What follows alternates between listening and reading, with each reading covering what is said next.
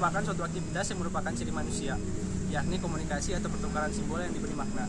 Lalu selanjutnya, interaksi simbolik didasarkan pada ide-ide tentang individu dan interaksi dengan masyarakat. Perspektif ini menyarankan bahwa perilaku manusia harus dilihat sebagai proses yang memungkinkan manusia membentuk dan mengatur perilaku mereka dengan mempertimbangkan ekspektasi orang lain yang menjadi mitra interaksi mereka. Manusia bertindak atau bersikap terhadap manusia yang lainnya pada dasarnya dilandasi atas pemaknaan yang mereka kenakan kepada pihak lain tersebut. Sebagai contoh, misalnya si Kabayan. Si Kabayan ketika datang ke sebuah kota yang besar, masyarakat atau orang-orang yang ada di kota besar tersebut memandang si Kabayan adalah sebagai orang yang norak dengan penampilannya, dengan pakaiannya seperti itu. Namun ketika si Kabayan di desanya sendiri, di tanahnya sendiri, di kampungnya sendiri, justru dengan pakaiannya seperti itu, si Kabayan diperlakukan lebih disopani, disegani oleh masyarakat yang ada di desanya tersebut. Sebagai contoh lain, di Indonesia ini biasanya ketika ada orang yang berduka meninggal, untuk memberitahu bahwa ada yang sedang berkabung atau berduka, ada yang meninggal, di Indonesia ini biasanya memasang bendera kuning. Nah, itu dilakukan guna untuk menyampaikan pesan kepada orang yang melihatnya bahwa ada yang meninggal dunia di tempat tersebut. Kemudian Mead mengambil 3 konsep kritis yang diperlukan dan saling mempengaruhi satu sama lain untuk menyusun sebuah teori interaksi simbolik. 3 konsep itu dan hubungan di antara ketiganya merupakan inti pemikiran Mead, sekaligus keywords dalam teori tersebut.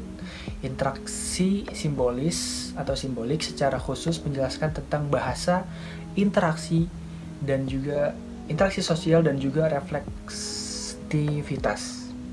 Yang pertama itu ada mind atau pikiran. Pikiran yang didefinisikan Mead sebagai proses percakapan seseorang dengan dirinya sendiri, tidak ditemukan di dalam diri individu lain. Tidak ditemukan di dalam diri individu. Pikiran adalah fenomena sosial. Pikiran muncul dan berkembang dalam proses sosial dan merupakan bagian integral dari proses sosial. Atau diri. The self atau diri menurut Mead adalah sebuah ciri khas manusia yang tidak dimiliki oleh binatang. Diri adalah kemampuan untuk menerima diri sendiri sebagai sebuah objek dari perspektif berasal dari orang lain atau masyarakat. Tapi diri juga merupakan kemampuan khusus sebagai subjek. Diri muncul dan berkembang melalui aktivitas, interaksi sosial, dan bahasa.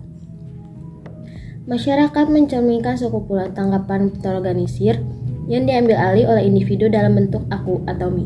Menurut pengertian individual ini, masyarakat mempengaruhi mereka, memberikan mereka kemampuan untuk mengkritik diri, untuk mengendalikan diri mereka sendiri.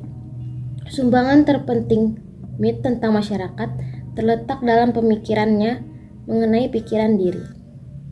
Society atau masyarakat. Teori interaksi simbolik ini didasarkan pada premis-premis berikut. Makna adalah produk interaksi sosial. Karena itu, makna tidak melihat pada objek, melainkan dinegosiasikan menggunakan bahasa.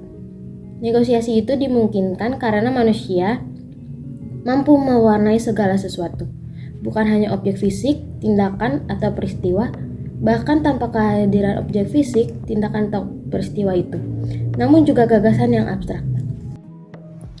Penelitian ini bertujuan untuk mendeskripsikan tentang interaksi simbolik antar etnik di Yogyakarta yang didasarkan pada teori komunikasi, teori identitas, dan teori simbolik.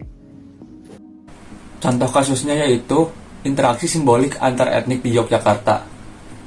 Etnik kesukuan merupakan identitas yang paling kuat dibandingkan dengan identitas berdasarkan etnik lainnya. Identitas etnik kesukuan paling kuat dibentuk dalam lingkungan keluarga.